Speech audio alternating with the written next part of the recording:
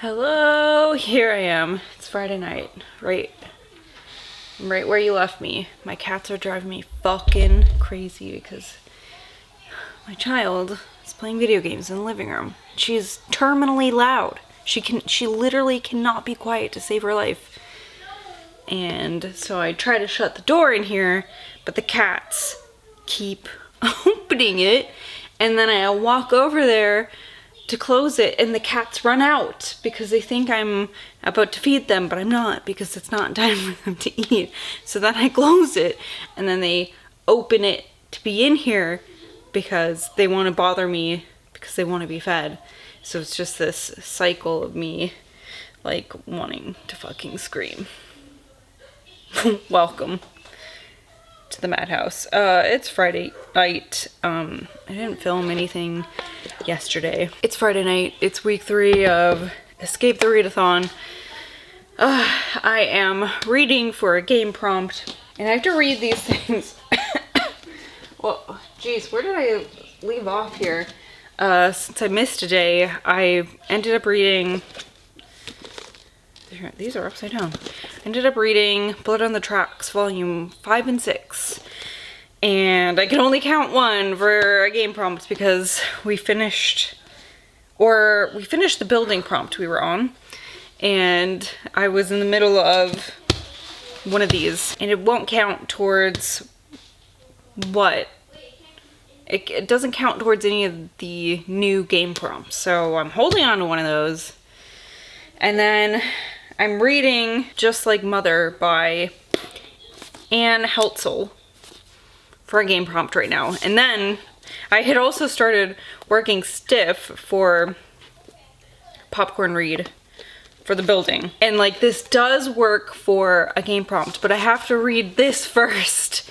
So it's like I am pretty close to being finished with this, but I have to pause it for now, finish this first so that this can count for like the book after this. But okay, so I am 160 pages into Just Like Mother. I am fucking loving this. This book is so weird. It's about, oh my gosh, it's so strange. It's about this woman named Maeve, which, like, what's up with the name Maeve in books lately? I mean, I'm not complaining. It's my sister's name. And like, I never heard that name growing up. Like, we all have weird names. And so it's like weird and cool to see her name in books all of a sudden. But this woman named Maeve grew up in this strange environment, and because of that, she ended up being adopted and living with a family, and now she's grown up, and she had been close with a cousin before she was adopted, and of course when she got adopted she lost touch with her cousin, and now as an adult she's like in her 30s, and she finally like found her cousin again, and they are in contact again, and she's like super excited about this, but her cousin is a little bit weird. And it's like it's just one of these, one of those things I love in books where it's like, it's not outright weird. Because outright weird, you can be like, this is weird, I don't like this, red flags, I'm leaving. It's like, just things that are a tiny bit uncomfortable, things that you can kind of write off for now. And that puts you in a place where you're forgiving things and accepting things that you shouldn't, and gets you in a lot of shit eventually, right? So yeah, this book is so strange so far. It's really strange. I'm gonna have to read, I don't have the dust jacket on it, but when I talk about this further, I'm gonna have to read the dust jacket so I can really tell you what it's about without spoiling, because I don't know, the synopsis on the dust jacket is a good way for me to gauge what I can tell you and what I can't without giving too much away, of course. Was also enjoying Working Stiff by Judy Melinek, and this is her account of becoming like her fellowship, maybe? Like her first couple years of being a forensic pathologist in New York City. Of course, also Blood on the Tracks. Fucking love this series. This is another one where it's like someone is acting just weird enough for it to be uncomfortable. But it's getting weirder and weirder each time. But this one is involving like a boy and his overprotective mother. Just a lot of weirdness going on lately. But man, I'm glad to have picked up some like really good stuff lately. I don't know, have I read some not so good books? Yeah. Yeah, I'm thinking about it. I've read some books that I didn't really love. And then also in the mail today, look what came from the publisher. The Will of the Many by James Islington, who is an Australian author apparently. I didn't know that. I have one of his other books. Ooh, I think it's called The Shadow of What May Come. I can't read it. It's too fucking far away. But it's like a big old fucking fantasy book. And this one looks like it's Roman inspired.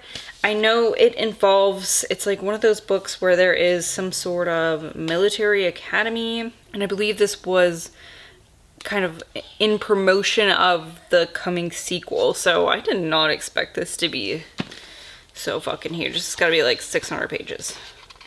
In the 600s. 620. Yeah. So this is a big old book. Oh, and it's got a glossary, which I love. You know, that's always fun when a book has a glossary in the back. So I don't know when I'll get to this, but it's been of interest to me for some time. So I'm stoked to get my hands on a copy. Thank you to the publisher. This is from Saga, which is an imprint of Simon & Schuster. Cool. And I think that's all I have to tell you tonight. I think I'm gonna stay up as late as I can and read some of this book, some more of this book. I'd really like to get it finished sometime tomorrow. How many pages is this? Like 300, 3 something. So I don't think I'll be able to finish it tonight. I also get up very early on the weekends, so Lovie wants to go to the fucking mall. She's so obsessed with the idea of going to the mall, and I have put it off because, well, we have been like legit busy, like had shit we've had to go to. And I think we do have one thing to go to this weekend. I just can't wait for a weekend where I don't have to do fucking shit, you know?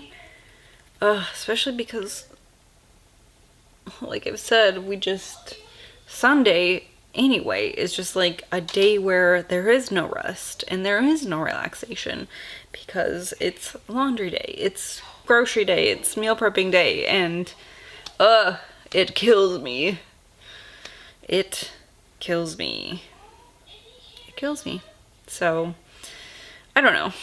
Honestly, I can't think of the last time I looked forward to a weekend. Which kind of sucks. Because it's like, what do I look forward to then? What days? There aren't any. That kind of fucking sucks. Oh boy. I don't know. I need some time off from my life. From my responsibilities. This vlog is so depressing. I spent like so much time today editing videos that I was editing like the first week. And there was a part where I was like, should I just cut all this off? I'm like, I look so stressed out. I sound so stressed out. But I left it in. So, listen, this is part of my fucking life. Just me being stressed. Over small things sometimes. Very stressed over small things. Very stressed over lots of things. So anyway, that's my Friday night. I'm gonna read as much of this book as I can so that then I can finish working stiff, and then I can just count both of those towards the game prompt I'm reading them for. And then maybe I can choose a book for the other game prompt because I am really interested in that one. It's just that we kind of needed, you know, to balance those out a little bit the last time I checked. So, and it really did work out perfectly that I don't want to give anything away. It's very fucking mysterious, of course, but this worked. And I had read a lot of it before the turnover happened, and so it just works with having finished this. If you know, you know. If you don't, I'll tell you after the fucking readathon's done. If you're still curious. So, okay, that's my Friday night. I've said it like 4 fucking times. I hope you've had a great fucking Friday. If you've been watching my vlogs, thank you so much. I, like, don't do this very often, and I think that they're probably not as exciting as other people's because I just ramble and ramble. But it's what I do. Okay, see you later. Good fucking evening, my friends. I'm eating a 9 p.m. acai bowl that I made because I did not eat dinner tonight. I was at a friend's sitting out. If my makeup looks sweated off, it's because it was. It is. It still is. It currently is.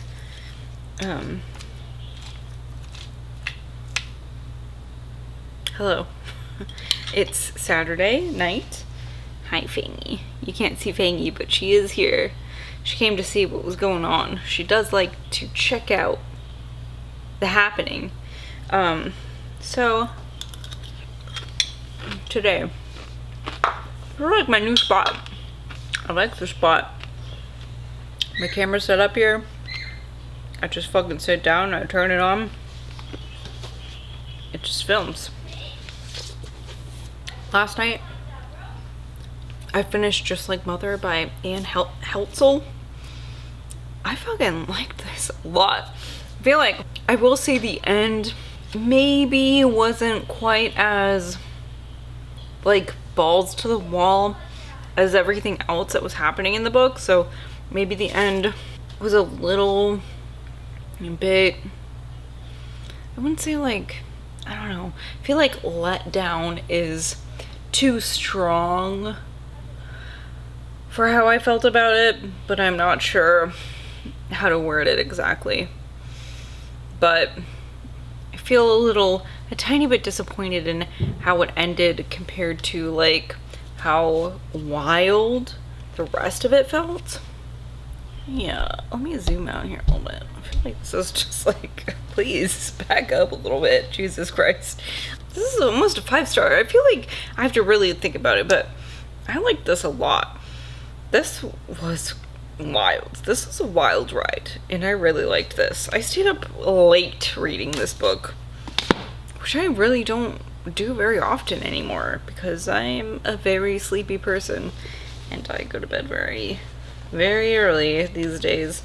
And then today I also finished Working Stiff by Judy Melinek and T.J. Mitchell, which is about Judy Melinek's, this is a nonfiction book about Judy Melinek's time as, I mean, I think she still is, but like her early years as a forensic pathologist, which is something, honestly, like when I was younger and I was like, what am I going to be when I grow up? But this is something that I really considered, and then it just didn't work out that way, obviously. But I thought, I've always been very interested in that still, even though my life obviously did not, I did not walk down that path, but I've remained very interested in that. So this was very good and very interesting.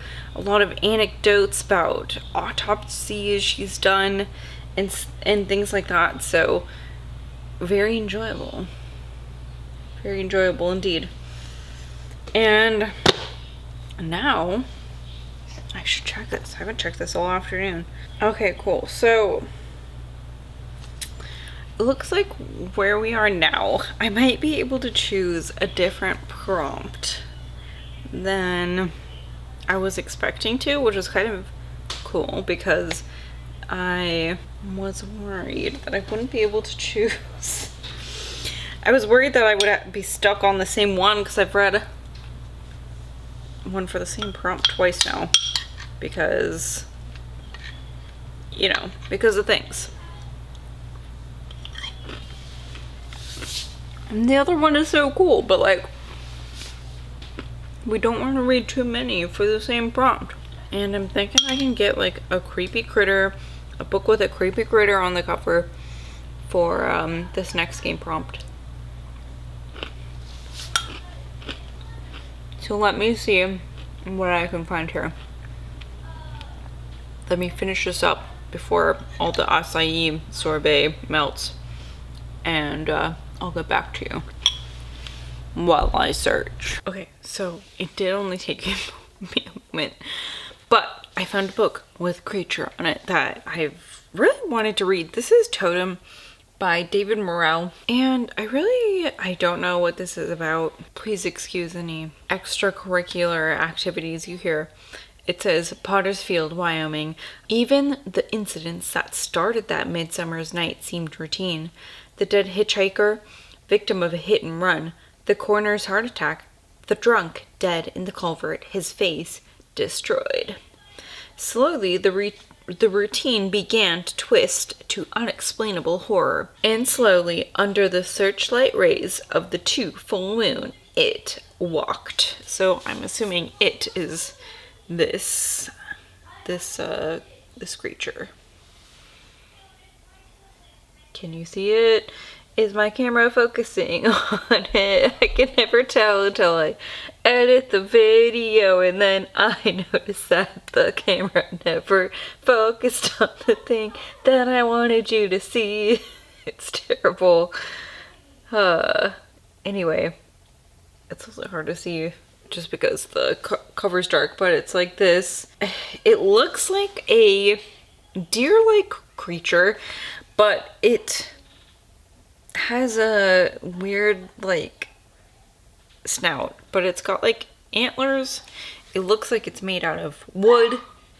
I don't know, it's strange, but this is the totem, so I think I might read this for this prompt. It's like 250 pages.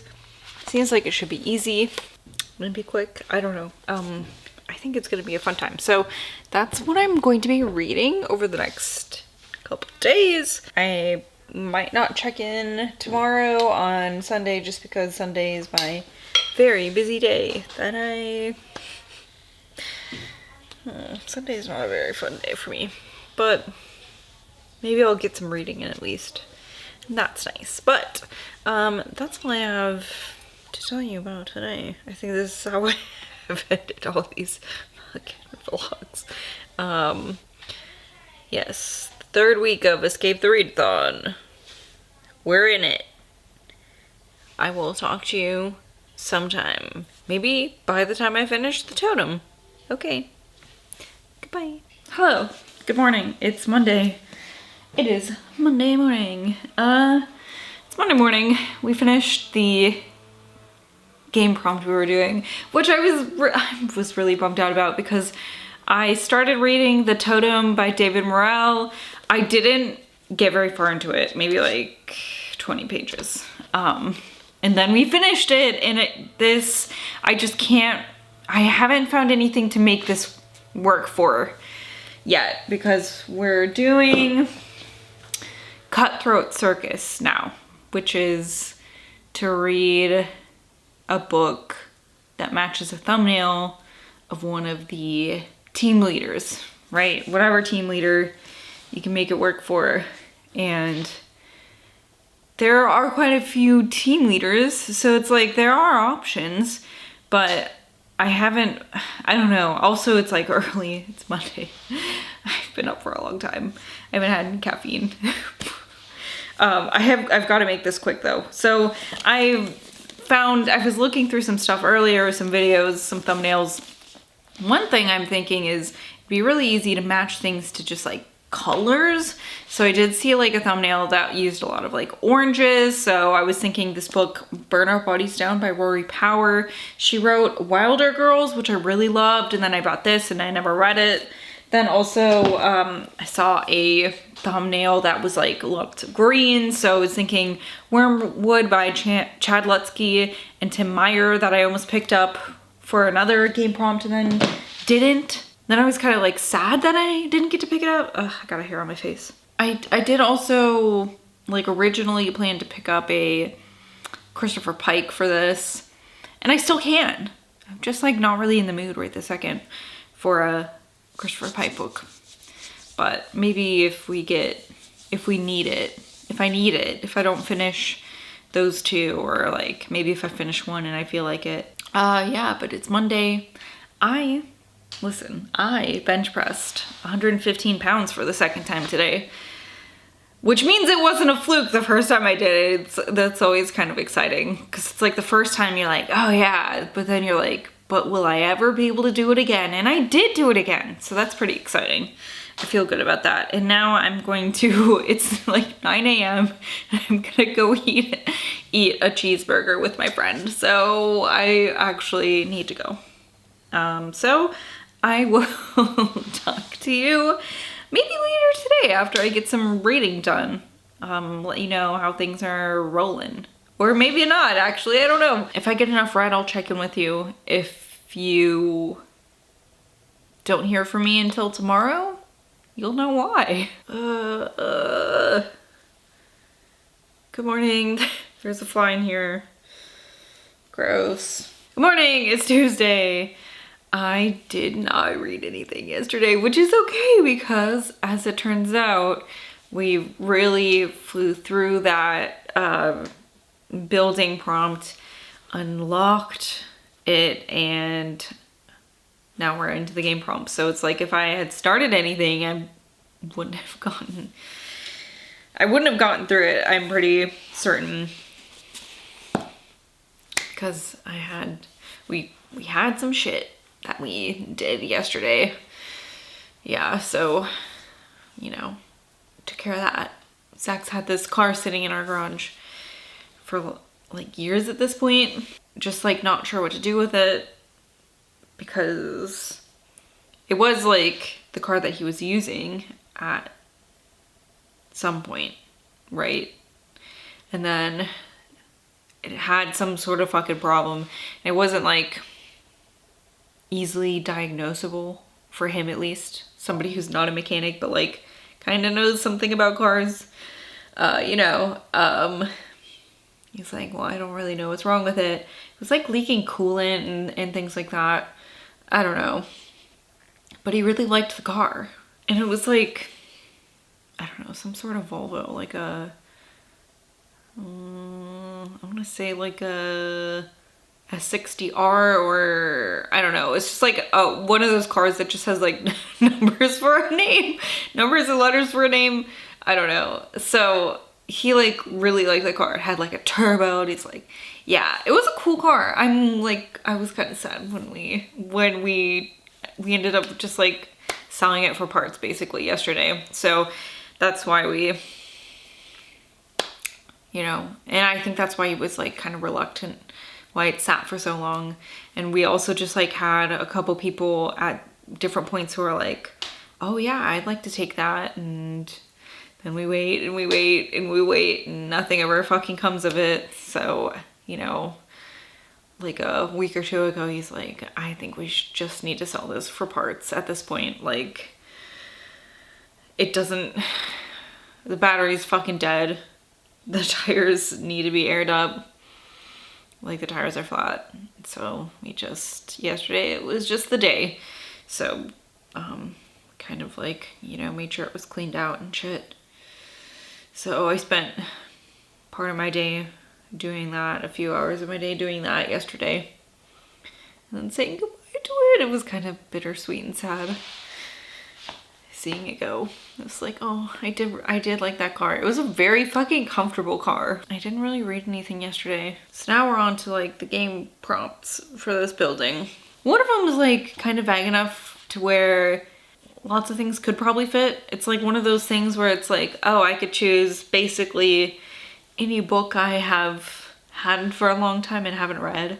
Like, that's not the prompt, but it's like, that's pretty much my interpretation of it. So I have been, you know what, I did read some yesterday because I have been reading, I have been listening to the audio book for Echo by Thomas Heuvelt. So it's like that will fit one, but there's another game prompt that's like a little more complicated.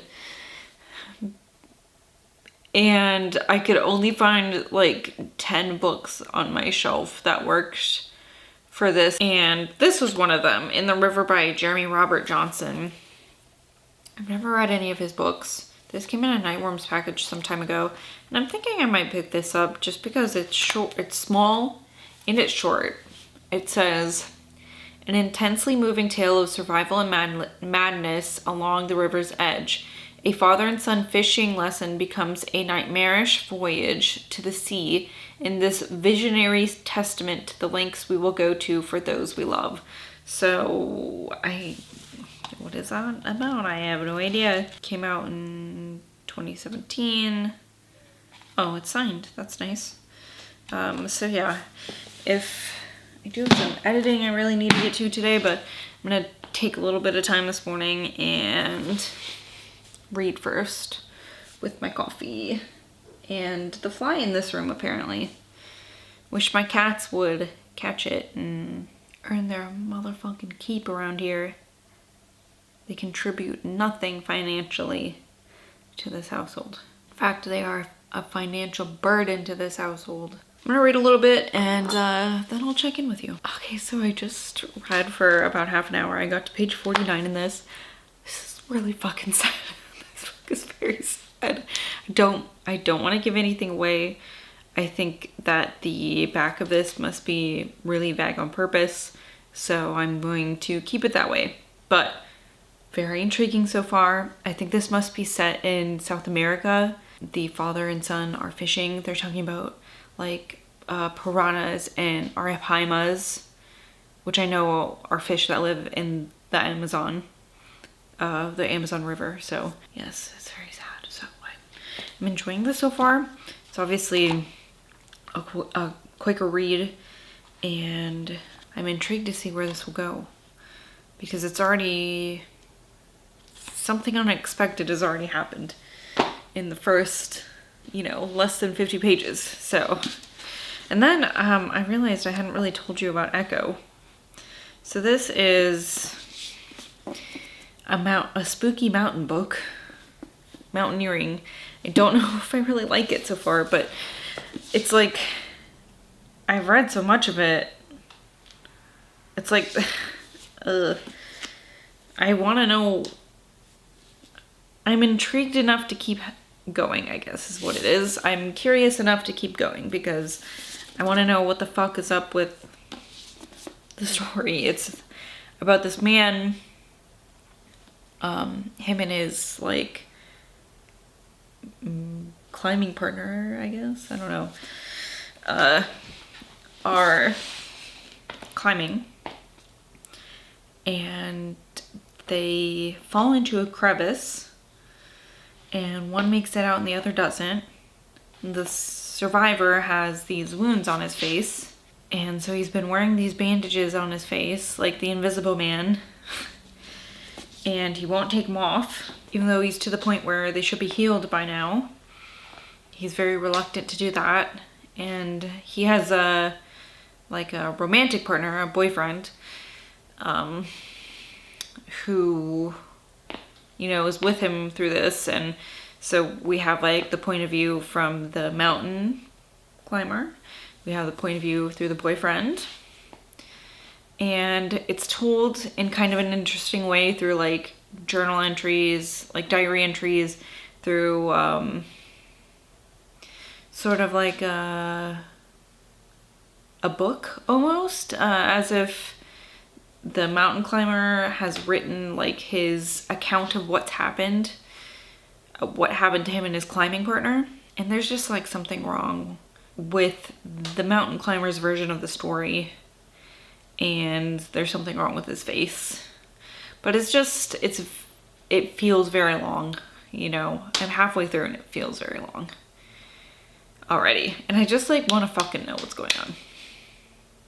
And how we're gonna, now I kind of know what's going on, but I want to know, like, can we fucking deal with it then? It feels, it's like I don't want to abandon it. Like I'm interested enough to not abandon it, but I also wish it would hurry the fuck up a little bit. So I don't know, I'm kind of feeling it about it. So we'll see how that goes. I'm kind of glad I've been really primarily listening to it through audio, because I can't imagine reading this. I feel like that feeling of, for me at least, that feeling of like, oh my god, this is taking forever, would be very amplified if I were reading it physically. So that's where I am today. I've got some video editing I need to take care of, and so that's what I'm about to get up and do. So I will probably talk to you guys later. Good morning again, everyone. It is Wednesday. Oh, I'm gonna trip over my fucking chair. It's Wednesday. It is the last day of the 3rd week of Escape the Readathon, and I finished 2 books since we last talked. Well, I finished one and I decided to DNF one. So I did finish In the River by Jeremy Robert Johnson. This was a really quick but like emotional read.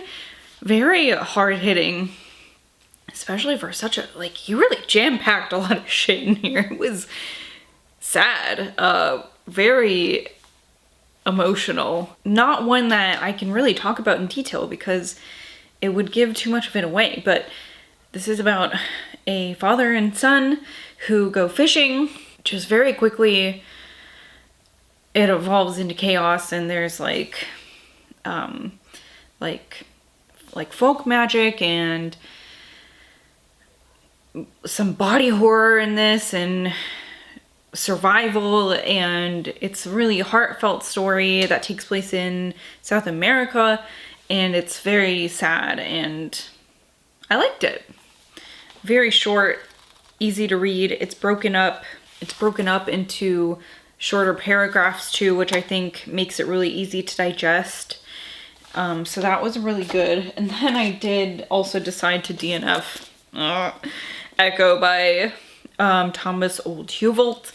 This is a mountaineering story. I think I talked about it enough in my last video diary entry, but it's like a mountaineering story. It got about like 300 pages into it, and I just didn't like this. Man, it just felt like such a drag the entire time I was reading it, and I'm like, why am I reading this? Why do I continue to read it? And I'm like, whoa, actually, I don't have to be reading this anymore. And so I decided to stop reading it. So here I am, not reading it anymore. I'm free from the grips of this book I didn't like. And you know, I read his book Hacks, and I think I liked that more, even though like I felt like the ending was really messy and could have been crafted a little bit differently. But I liked Hacks way more than I liked Echo. Even though Echo is like way more in my wheelhouse as far as like the tropes, like mountaineering, unreliable characters, things like that. But like survival horror and Hex is much different than that. But this, I feel like it could have been chopped up and put together in a much shorter, I don't know. It's like, why are we even here? Why are we here? I don't know. So now I get to choose something. I won't tell you what the game prompt is specifically, but my interpretation of it, I guess, is a book that I've had for a really long time I haven't fucking read. So, could be many things. Could be many, many, many, many, many things. Could be so many fucking things. And which shall I choose? Probably something short and sweet. I do have to say, even when I was reading In the River, I was kind of finding my focus was, it's hard to focus a little bit. So, I don't know. But what will I choose? Do I want something short? Do I want something very engaging? How do I know it's going to be engaging if I've never read it? Probably need to water my plant. I got a plant from that baby shower I went to, a petunia. I'm so bad at keeping plants alive. I'm so fucking bad at it. And so I won this plant from a game, and my sister-in-law is like really good at keeping plants alive. So I was like, what do I do with this? And she's like, it likes sun. So I was like, okay, that's great because we get so much sun. And so I put it in the sun, and it's been like 1 week, and it's fucking, it looks dead already. Like the little flowers are crisped up. So I don't know how I managed to do that. I've watered it. I felt the soil. It feels like it needs water, so I watered it. I don't know how I fucking managed to do this shit. I just can't keep fucking anything alive.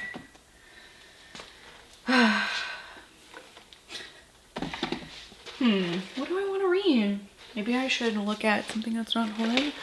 Oh no, how could you say that? I don't want something YA. That is for sure. Kind of leaning toward maybe this Sarah Gailey book, The Echo Wife. This is like a sci-fi book where I believe, okay, let's see. Read you the synopsis. Martine is a genetically cloned replica made from Evelyn Caldwell's award-winning research. She's patient and gentle and obedient. She's everything Evelyn swore she'd never be. And she's having an affair with Evelyn's husband. Now the cheating bastard is dead, and both Caldwell wives have a mess to clean up. Good thing Evelyn Caldwell is used to getting her hands dirty. So this sounds good.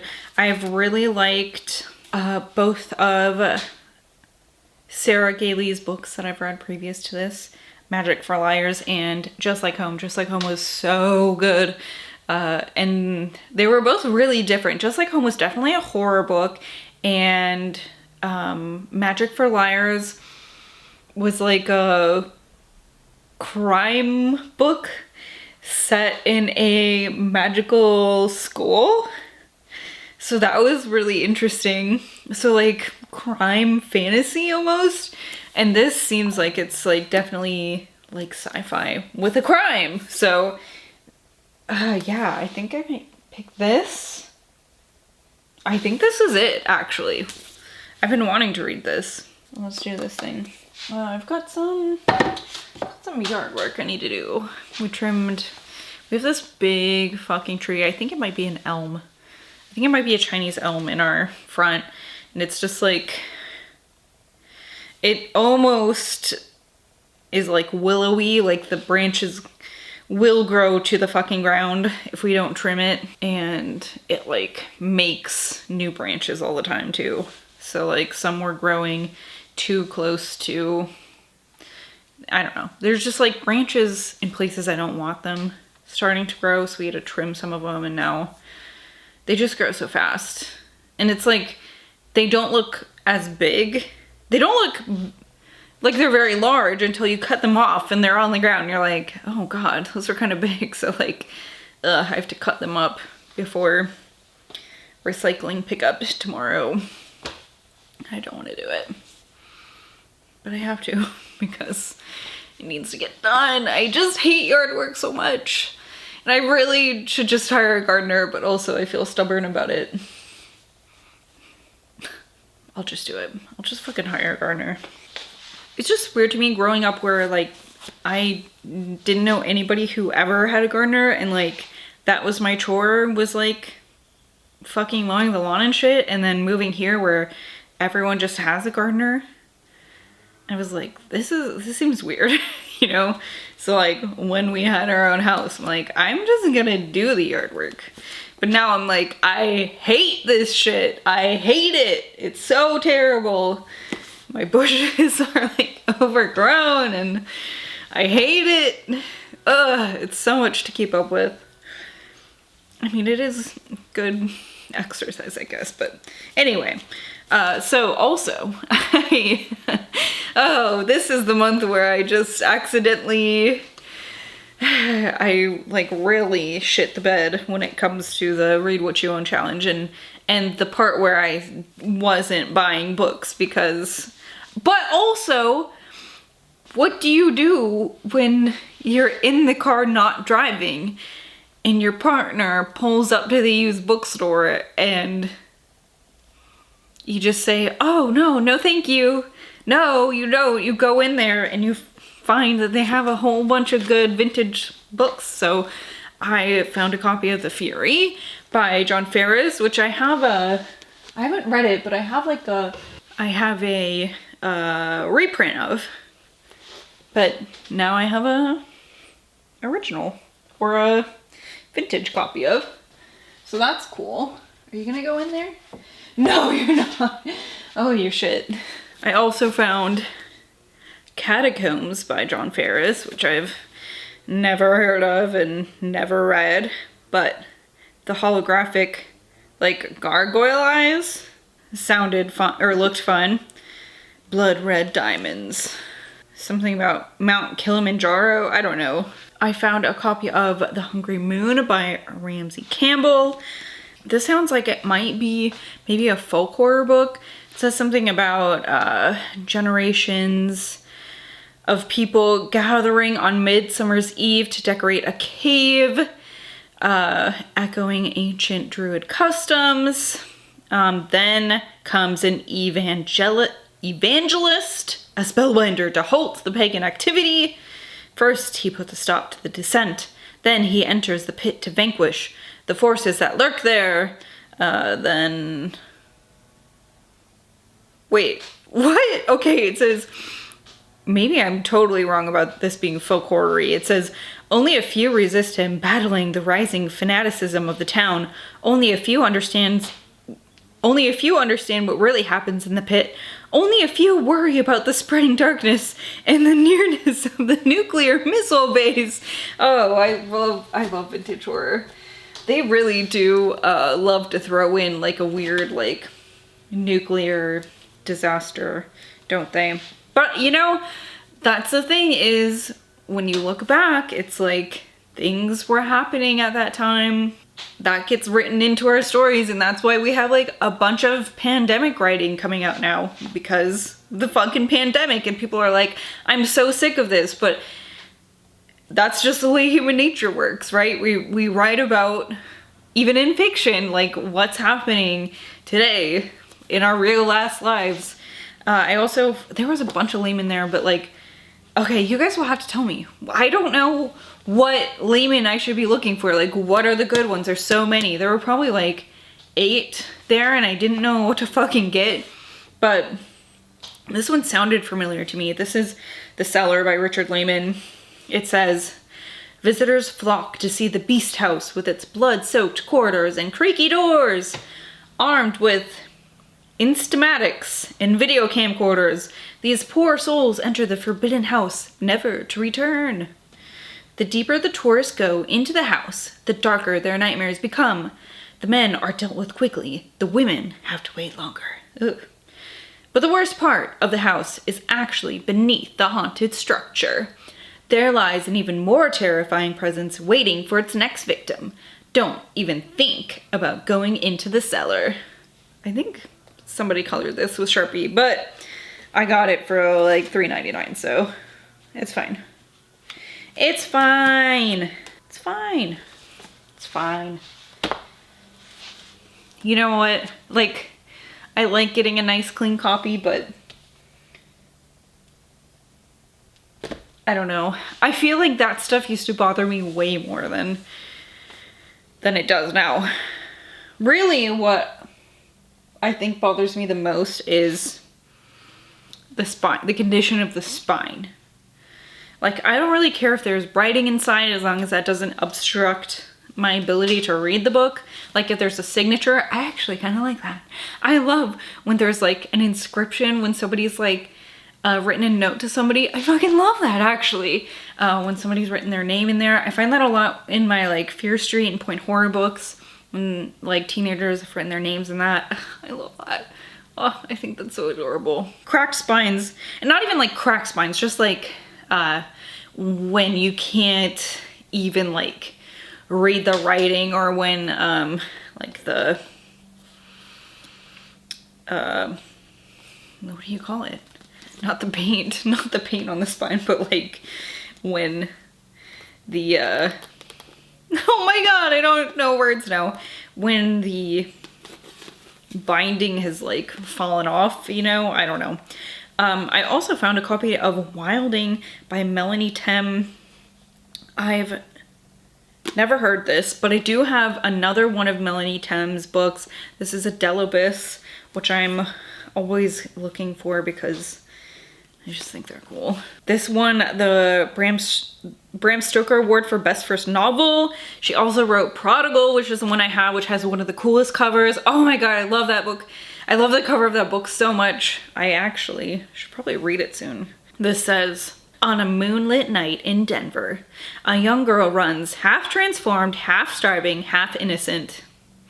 Behind her stretches a legacy of strong women, each possessed by the girl and the terror of her changing. Save her or consume her. 4 sisters lived in 4 houses. Now their female descendants, steeped in blood and sacrifice and rage, cling to their essence and their ancient rituals, while Deborah, runaway, uninitiated, threatens their survival.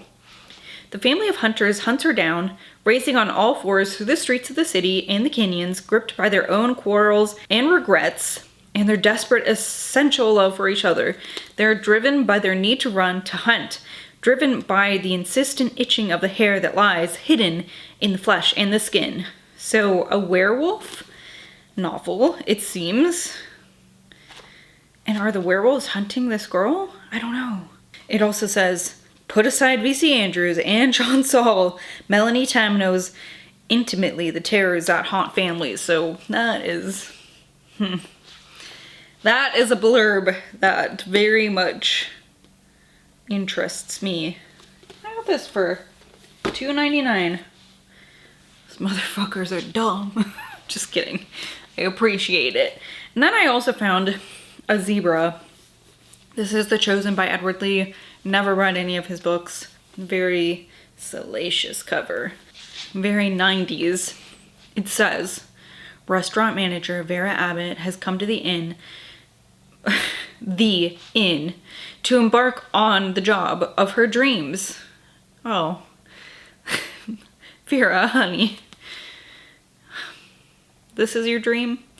But from the day she arrives, her dreams turn into a harrowing nightmare. She hears strange footsteps, sees faceless figures in the dead of the night, and is tormented by erotic dreams in which a hideous stranger makes love to her. Oh my god.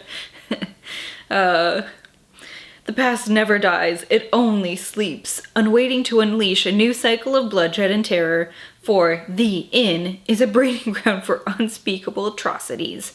And now the time has come for Vera to be initiated into a secret world of depravity and horror, whether she wants to or not. Don't know much about Ed Lee's stuff. I know I've seen, I think he wrote that book Big Head, and I think that's all I know about him. I think that's like, I could be wrong, because I'm just saying this off of what I think I remember. Oh, you know, I think that might be like a splatterpunk novel or maybe extreme horror, I don't know. So I don't know what I'm getting into with that, but anyway, those are a couple books I found at my little used bookstore. So yeah, let me know which layman's are your favorite. Don't tell me the Traveling Vampire Show, because I read that one and I didn't like it. I already have it, so. And I have Blood Games, but those are the only 2 that I have. So let me know your favorite lamens. Your favorite lamies.